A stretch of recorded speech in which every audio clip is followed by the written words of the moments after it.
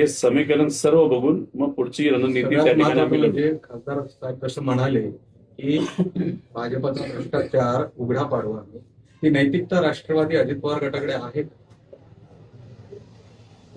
जे काही बीजेपी आहे यांनी ज्या प्रकारचा भ्रष्टाचार केलेला आहे, त्यांनी जी काही चेन ही या शहरामध्ये त्या ठिकाणी लावून कॉन्ट्रॅक्टरला हाताशी धरून ज्या ज्या काही गोष्टी केलेल्या आहेत ते सर्व कागद आमच्याकडे तिथं आहेत. आणि गेले अनेक वर्ष सत्ता फक्त आणि फक्त भाजपची इथं सत्ता असल्यामुळे भ्रष्टाचार कुणी केला हे लोकांना त्या ठिकाणी माहिती आहे. खासदार साहेब मैत्रीपूर्ण लढत म्हणाले, दोघंही असं लढतोय आम्ही.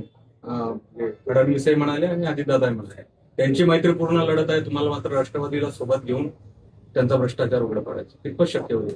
तर यामध्ये फार महत्वाचे हे दोन्ही मला जे आपण जे विधान सांगितलं ते विधान राज्य पातळीवर हे विधान केलं गेलं. स्थानिक पातळीवरची जर आपण राष्ट्रवादी अजितदादांच्या पक्षाच्याही कार्यकर्त्यांची भूमिका बघितली, त्यांची भावना बघितली आणि वस्तुस्थिती बघितली, मी पक्षाच्या पलीकडे जाऊन शहराची वस्तुस्थिती नेमकी काय, म्हणजे तुम्ही स्मार्ट सिटी पासून तुम्ही तुमच्या अगदी सीसीटीव्ही कॅमेऱ्यापासून तुमच्या एसटीपी प्लांट अनंत गोष्टी आहेत बोलायला, ज्या येत्या काळात ज्या बोलल्या जातील आणि यासाठी जे महत्वाचं आहे, जे जनतेच्या हिताचं आहे हे पाऊल उचलणं गरजेचं आहे. खरं तर प्रशांत जगताप यांच्या पाऊल उचललेलं आहे, त्याच्यामुळे हे सगळे प्रश्न उपस्थित होत आहेत की दोन्ही राष्ट्रवादी एकत्र येतात.